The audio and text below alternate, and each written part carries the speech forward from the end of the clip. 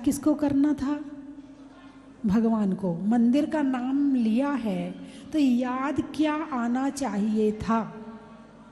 अरे बोलिए ना भगवान, याद क्या आया? कपड़े याद आए। पहली बात तो हाँ ही नहीं करोगे मंदिर जाने के लिए। अरे हम हो आए ना, बार बार नहीं जाते हम, एक बार सुबह हो आए ना, अब दोबारा जाके क्या करेंगे? नहीं नहीं हम नहीं जा रहे।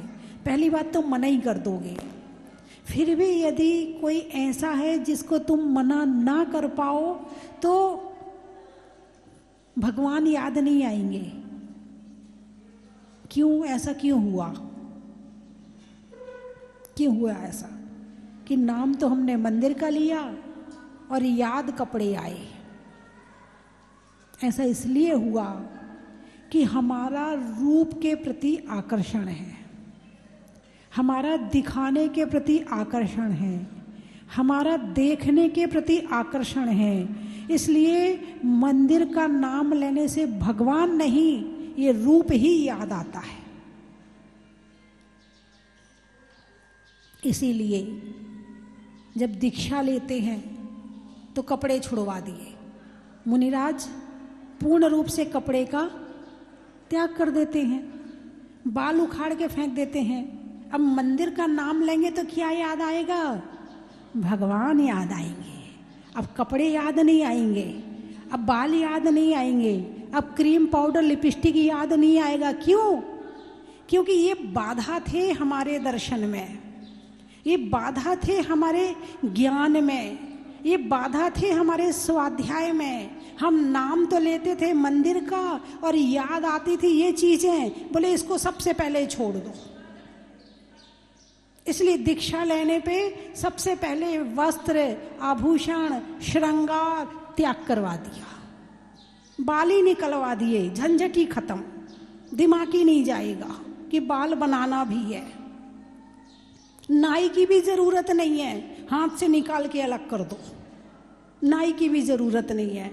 अब नाई से करवाएंगे तो पैसे देना पड़ेगा, पैसे चाहिए, पैसे देने के लिए कमाई करनी पड़ेगी, कमाई करेंगे तो फिर वही 99 का चक्कर। इसलिए सेल्फ डिपेंड। तुम अपने बच्चों को क्या बनाना चाहते हो?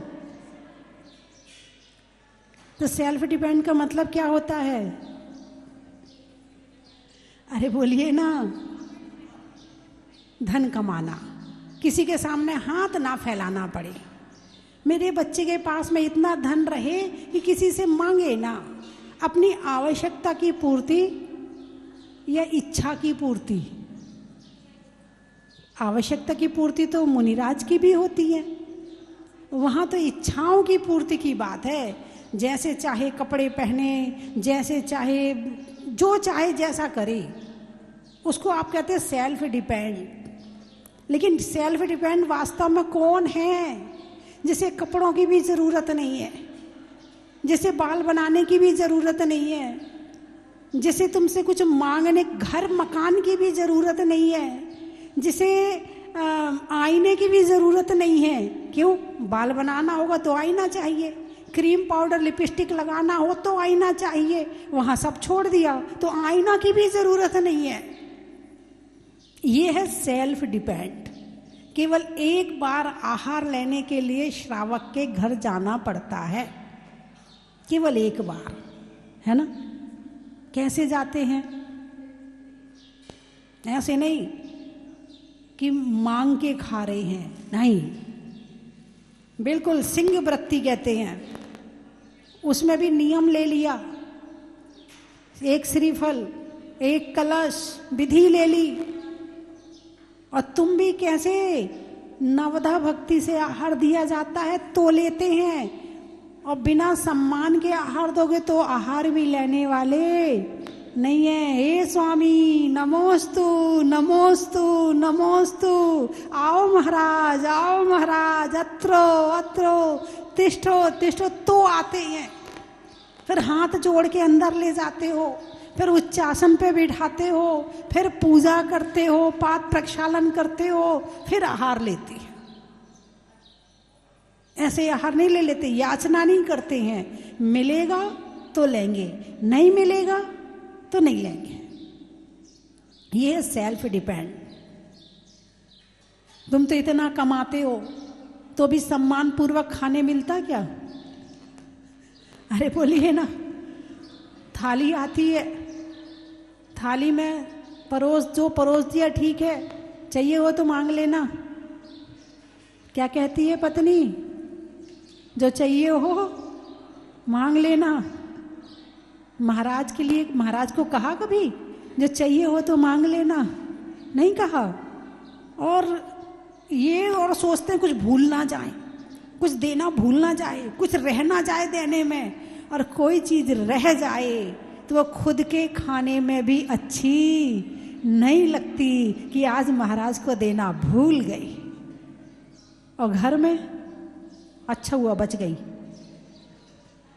निकल गया, उसे तो पता ही नहीं चला। अब उसके हिस्से का भी अपन को ही मिल जाएगा।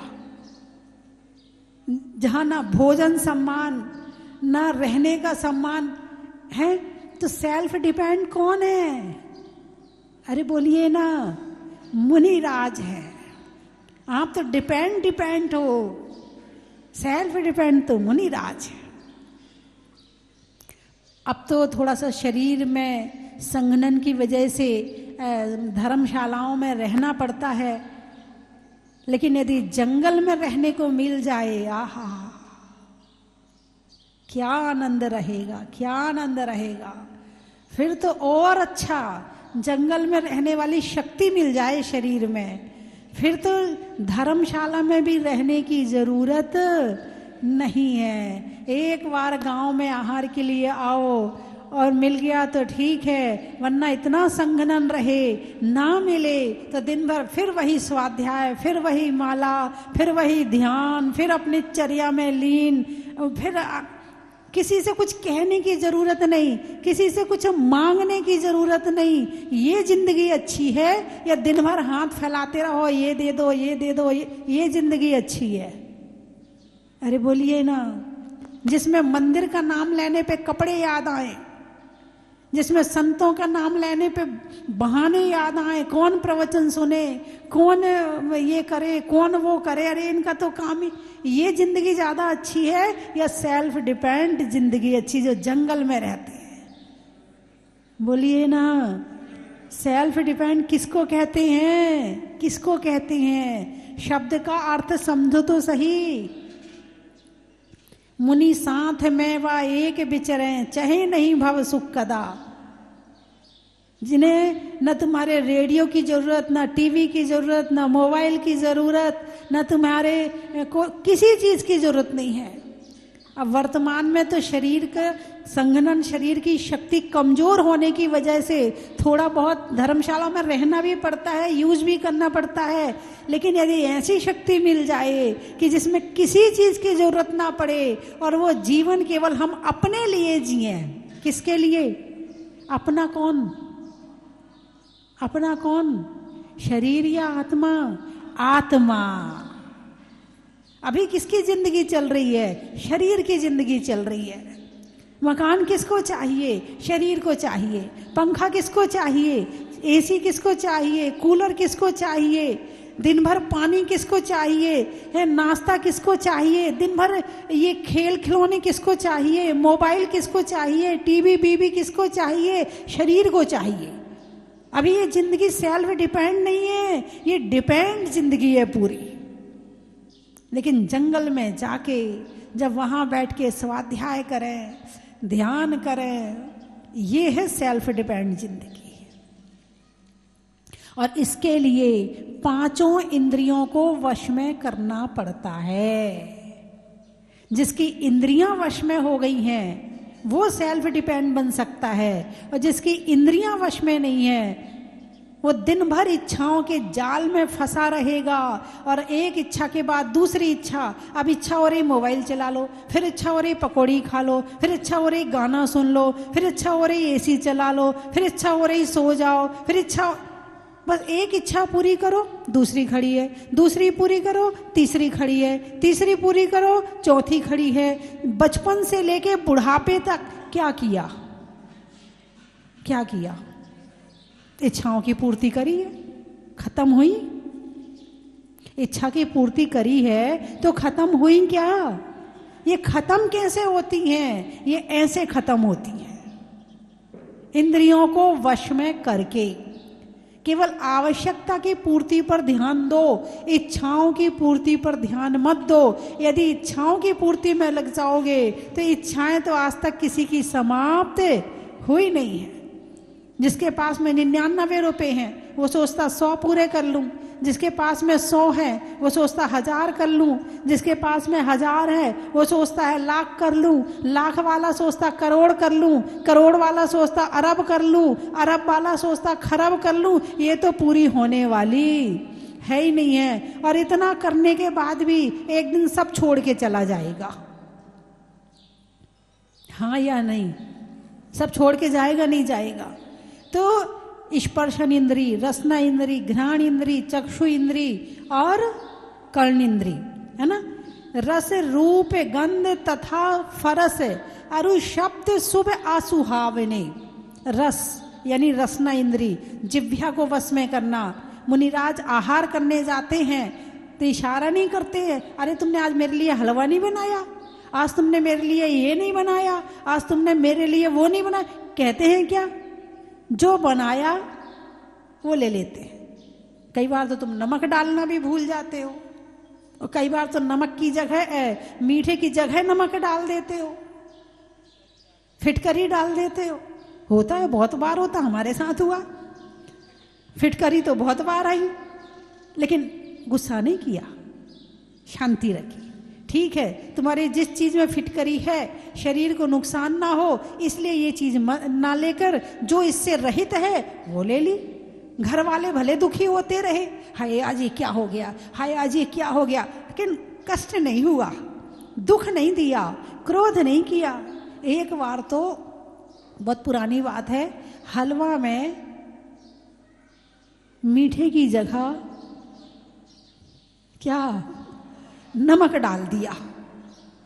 अब हलवा लिया, खाया, थोड़ा सा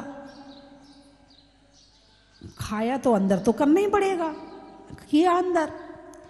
माता जी और ले लो, नहीं नहीं नहीं चाहिए माता जी, थोड़ा सा, नहीं नहीं नहीं चाहिए माता जी, ले लो ना, अच्छा नहीं बना क्या? इशारा किया तुम खा के देखना। एक बार दूध में चीनी की, अब तो दूध में मीठा नहीं लेती, पहले लेती थी जब, तो चीनी की जगह नमक घोल दिया। हाँ होता है, होता है, ऐसे होता है, लेकिन शांति। ऐसा आप कर सकते हो क्या? नमक ना डाला हो और चुपचाप खा के चले जाओ, ऐसा हो सकता है क्या? नहीं हो सकता है। और यही, इसी पे तो विजय प्राप्त करना है। जो मिल गया शांति से खा लिया, जो मिल गया, कोई ना नुकर नहीं करी। जो लेना था वो ले लिया, जो छोड़ना था वो छोड़ दिया, वह छुट्टी। और शांति से जितनी हमारे शरीर को जरूरत थी उतना लेकर के हम आ गए। और तुम्हारे मन पसंद नहीं मिला, या नमक नहीं डाला, या मीठा कम हो गया है, अब तो चख चख के भोजन बनता, चख चख के। चाय भी बनाएंगे तो इतनी सी चाय निकालेंगी, चखेंगी उसे, हैं? चीनी कम ना हो जाए, ज्यादा ना हो जाए, अरे हो जाए तो हो जाए, सामने वाले को भी तो थोड़ा सा अपने आप में रहना चाहिए कि हो गया तो कोई बात नहीं, जैसा मिला है ठीक है, हैं? और इसके कारण पूरे दिन मुंह जूठा करते हैं, खाते तो कम है, जूठा ज्यादा करते हैं। अब मुंह में गया है तो अंदर तो डालना ही पड़ेगा, तो इसके कारण से पूरे दिन खाना पड़ता है, पूरे दिन मुंह में सामान जाता है खाने के लिए। तो इसको कहते हैं रसना इंद्री विजय। कि क्या कहते हैं इसको? रसना इंद्री विजय, रस त्याग करके भोजन करना, रसना इंद्री विजय है। रस रूप, रूप की मैंने अभी बात बताई। यदि महाराष्ट्र का बिहार होने वाला है और किसी ने कहा चलो चलो बिहार में चलते हैं, तुम क्या कहोगे? अभी रुक, 10 मिनट रुक, अभी क्या कहोगे? 10 मिनट रुक, अभी चलते। भाई की बात क्या है? बिहार याद आते क्या याद आए? कपड़े, बिंदी, मैचिंग, चप्पल। हाँ, 4 लोग देखेंगे तो क्या कहेंगे, ये ऐसे कपड़े पहन के आई है, इसके पास ढंग के कपड़े भी नहीं है। अरे बोलिए ना, कपड़ों का दिखावा। पहले गरीब लोग फटे कपड़े पहनते थे। क्या हुआ, मैंने तो कुछ कहा ही नहीं, आप क्यों हंस रहे हो? अब अमीर लोग फटे कपड़े पहनते हैं, फैशन। पहले गरीब फटे कपड़े पहनते थे और अब अमीर फटे कपड़े पहनते हैं। पहले गरीबों के पास कपड़े कम होते थे तो छोटे छोटे कपड़े पहनते थे, अब बोलिए ना, आजकल शॉर्ट से चले। अब गर्मी आ गई, हर बुआ आएगी घर में तो अपनी भतीजी के लिए क्या लाएगी, शॉर्ट्स लेके आएगी। हाँ, ये बुआ बहुत बिगाड़ रही हैं, मम्मियाँ बिगाड़ रही हैं, बुआ बिगाड़ रही हैं। ले बेटा, अब लाइए तो पहनना तो पड़ेगा, नहीं तो बुआ को बुरा लगेगा। और अभी तो तुमने पहना दिया, जब यही लड़की जब 20 साल की होगी, 18 साल की होगी, फिर शॉर्ट से पहन के बाहर निकलेगी, फिर तुम ही कहोगे लड़कियों को शर्म नहीं आती, देखो ऐसे कपड़े पहन के निकलती है। आदत किसने डाली? तुमने डाली। अब पहन रही हैं तब तुम्ही को बुरा लग रहा है। तो बचपन से अपने बच्चों को ऐसे कपड़े मत दिलवाओ जो ना तुम्हें अच्छे लगे, ना तुम्हारे घर वालों को अच्छे लगे, और ना तुम्हारे साधु संतों को अच्छे लगे। अच्छा ये बताओ, तुम्हारे घर वालों के विपरीत यदि तुम काम करते हो तो घर वालों को अच्छा लगता है क्या? नहीं लगता है। फिर भी करते हो ना, तो घर वालों को बुरा लगा, इसका मतलब तुम अपने घर वालों को चाहते नहीं हो। यदि चाहोगे, यदि सच्चा प्रेम है, तो जो बुरा लगेगा वो काम करने वाले नहीं हो। तो भगवान को जो चीज़ अच्छी नहीं लगती है, भगवान तो खैर वीतरागी हैं, उनको तो अच्छे बुरे से मतलब नहीं है, मगर भगवान जो कहें और वो ना करो तो आपको ऐसा करना चाहिए क्या? केवल देखने वाली जिंदगी मत दो, दिखाने वाली जिंदगी मत दो, उन्हें कुछ ध्यान वाली जिंदगी भी दो, उन्हें कुछ पूजा और भक्ति वाली जिंदगी भी दो। हर रविवार को बच्चों को अपने छुट्टियां लग गई हैं, तो अब बच्चों से कहो कि जो हमारे साथ पूरी छुट्टी यदि साथ में बैठकर पूजा करेगा, भक्तांबर पढ़ेगा, कुछ दिलवाएंगे, जो भी वो चाहता है। मोबाइल नहीं, कुछ और जो उसको अच्छा भी लगे और जीवन भी अच्छा रहे। उससे ये तो कहते हो यदि तेरे इस बार इतने % आए तो तुझे ये दिलवाएंगे, यदि तेरे इस बार इतने % आए तो तुझे साइकिल दिलवाएंगे, तुझे। लेकिन कभी धर्म के लिए कहा कि तू रोज पूजा करेंगे तो हम तुझे ये दिलवाएंगे? कभी धर्म के लिए कहा? इसका मतलब आप अपने बच्चों को कहाँ बढ़ाना चाहते हो, किस रास्ते पर ले जाना चाहते हो? अब ये आप स्वयं देखो। रूप का रास्ता, कौन सा रास्ता? रूप का रास्ता। जैसे जंगल होता ना, जंगल, और जिसमें रास्ते नहीं होते हैं, और उस जंगल को पार करके उधर पहुंचना है आपको, है? अब उधर पार करके उधर पहुंचना है, रास्ता आपको पता नहीं है, और जंगल में कभी इधर चल रहे, कभी इधर चल रहे, कभी इधर चले जाते, कभी इधर चले जाते। बस ये संसार में रूप का जंगल है। क्या है? रूप का जंगल है ये। कितना भटकोगे, किस किस का रूप देखोगे? पुद्गल का देखोगे, पुद्गल ही रूपवान है, आत्मा तो अरूपी है। आत्मा कैसी है? अरूपी है, और अरूपी आत्मा रूपवान के प्रति आकर्षित हो रही है, उस रूप के जंगल में भटक रही है। अब ये भटक के कहाँ पहुंचेगी, इसका कोई दी एंड नहीं है। यदि वास्तव में अपने बच्चों को सही रास्ता दिखाना चाहते हो तो धर्म के अलावा दूसरा रास्ता नहीं है। और मैं ये नहीं कह रही हूं कि आप पढ़ाई ना करवाओ, मैं ये नहीं कह रही हूं कि आप अपने बच्चों को और चीज ना सिखाओ, लेकिन एक चीज और साथ में दे देना, जिसका नाम है धर्म। जो तुम्हारे घर वालों ने तुम्हें दिया है, और तुमने यदि अपने बच्चों को नहीं दिया है, अरे बोलिए ना, तुम्हारे घर वालों ने दिया है तो आज तुम यहां बैठे हो, और तुम अपने बच्चों को नहीं दोगे तो वो कहीं और मिलेंगे। चले जाना दिल्ली, चले जाना बंबई, क्या हो रहा है पता चल जाएगा, बच्चे क्या कर रहे हैं पता चल जाएगा। अरे बोलिए ना, तो इस रूप के जंगल से बाहर निकालो। पहले तो बात खुद निकलो।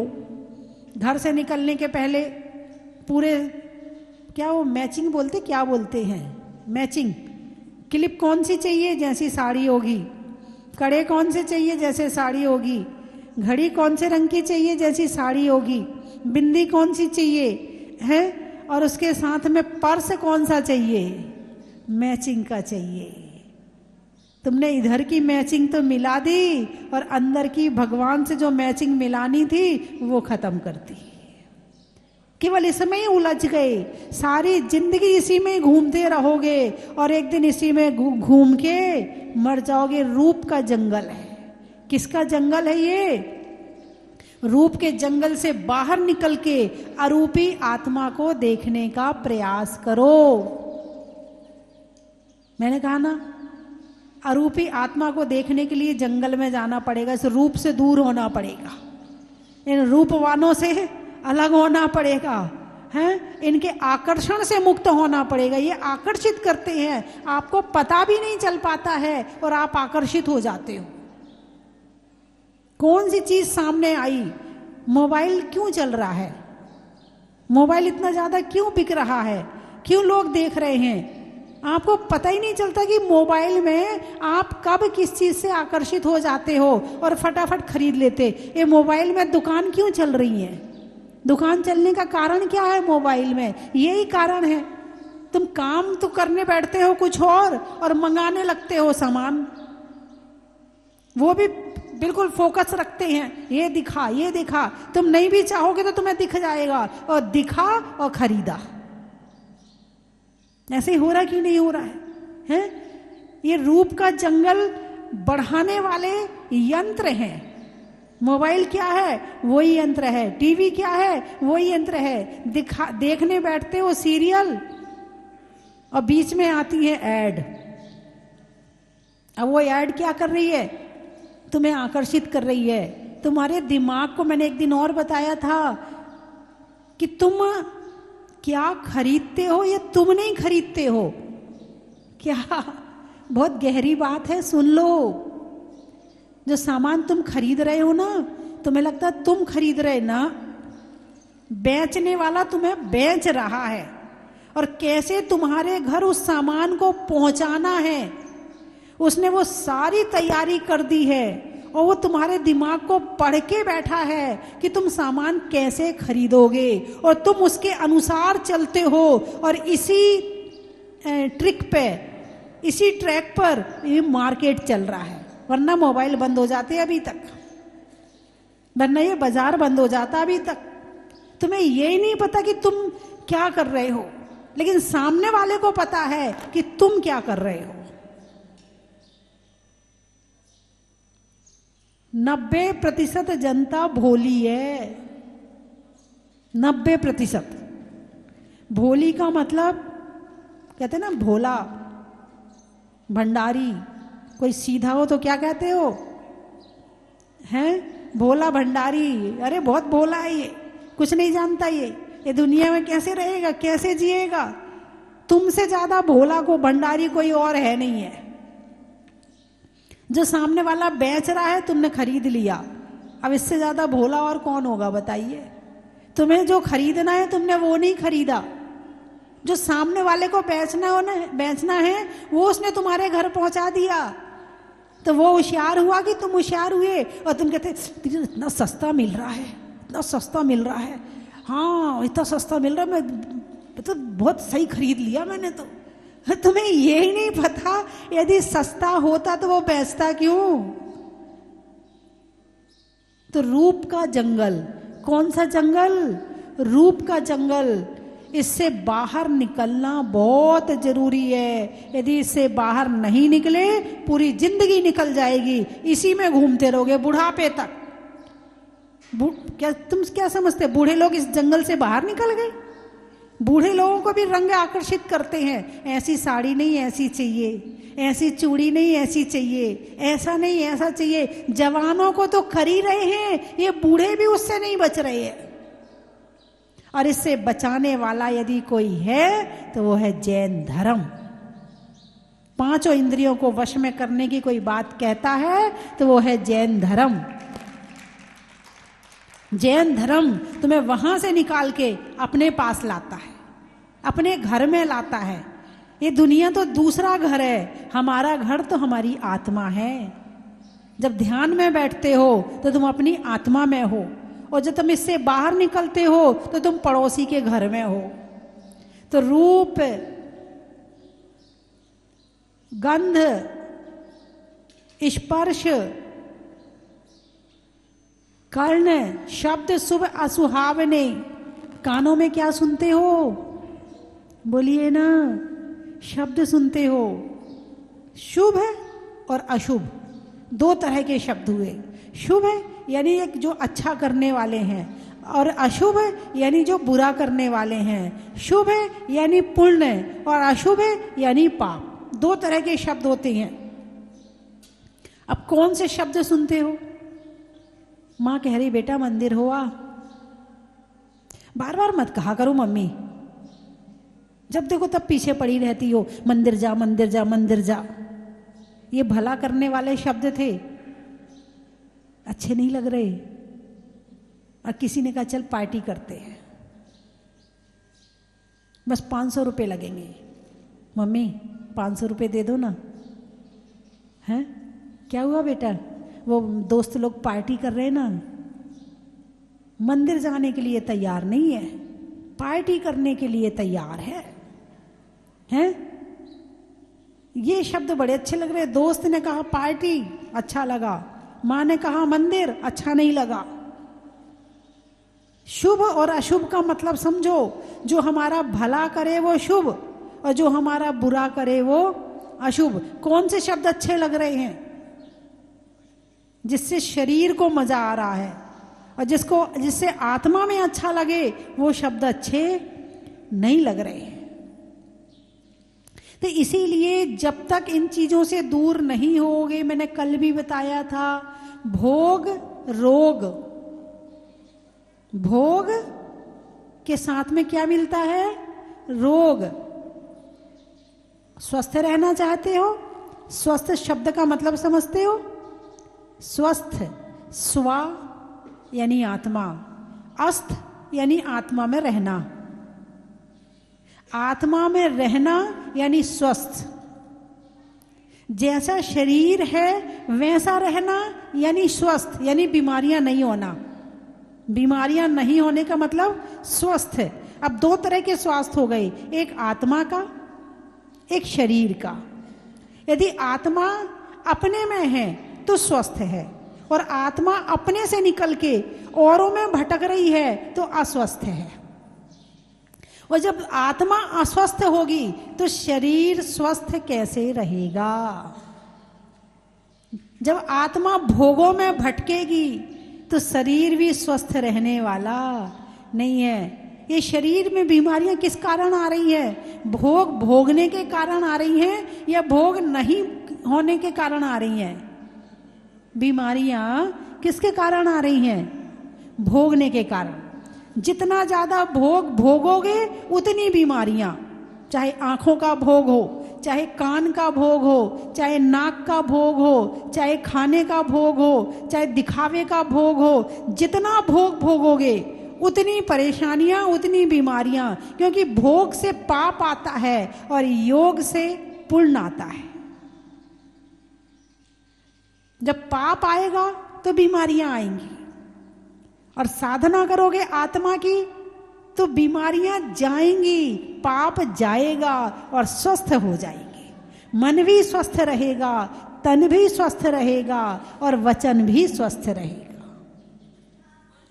इसलिए स्पर्शन इंद्रिय विजय, कर्ण इंद्रिय विजय है, इसलिए इन इंद्रियों को जीतने की बात कही है। Self depend. भोजन मिल जाए तो ठीक, नहीं मिले, हमें आदत है उपवास करने की, हमें आदत है एकासन करने की। मान लो आप कहीं जा रहे हैं, रास्ते में गाड़ी खराब हो गई, पानी भी नहीं है आपके पास में, भोजन भी नहीं है आपके पास में, गुस्सा आएगा नहीं आएगा? अरे बोलिए ना, आएगा ना।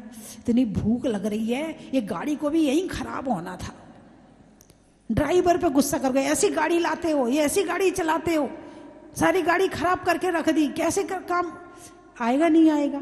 लेकिन यदि आप हर अष्टमी या हर चतुर्दशी को यदि उपवास या एकासन करते हो, अरे कोई बात नहीं, हमें तो आदत है एकासन करने की, ऐसे तो हमें आदत है, मन शांत रहेगा, सामने वाले से शांति से बात करोगे, सामने वाले से शांति से बोलोगे। क्यों?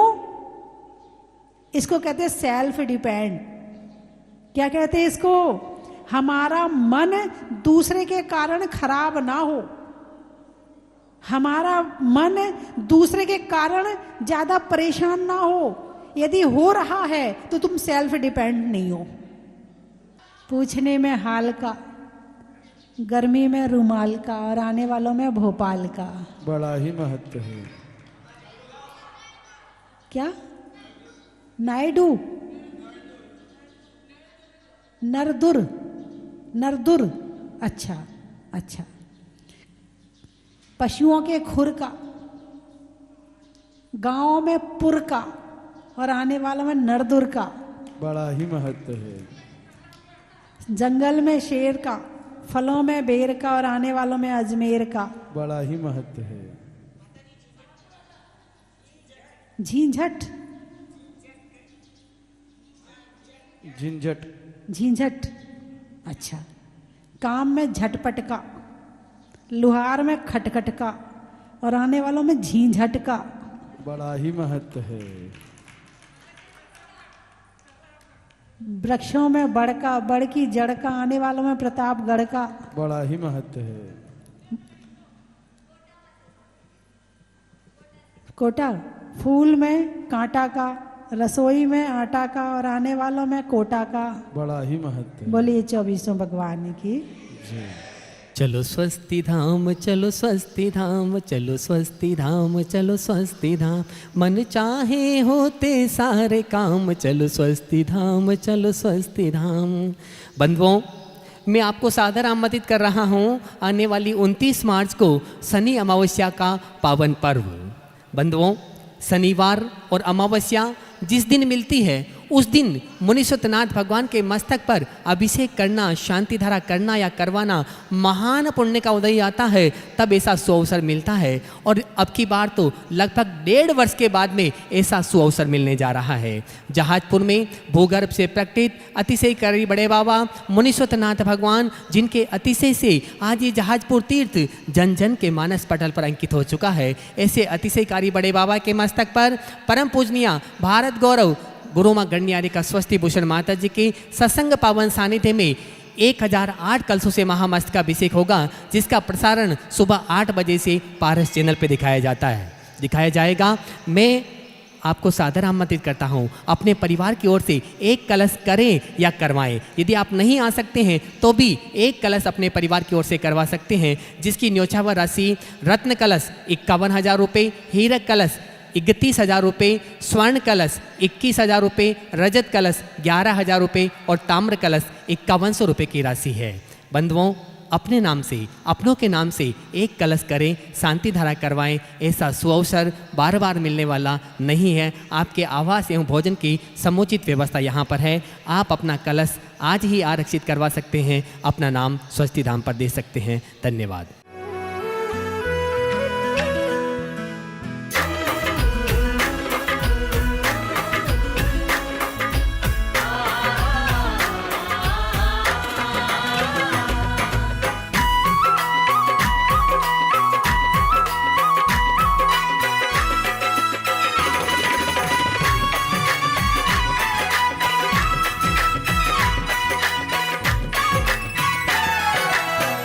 स्वस्ति धाम।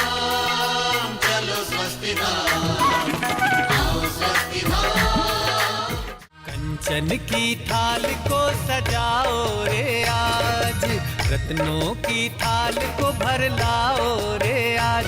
आओ आओ करे रे गुणगान आरती भगवन की, आओ आओ करे गुणगान आरती भगवन की।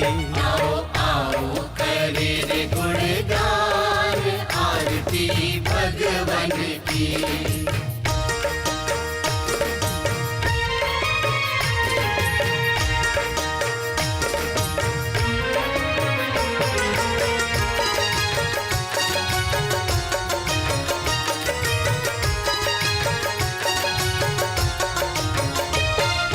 पिता सुमित्र के राज तुल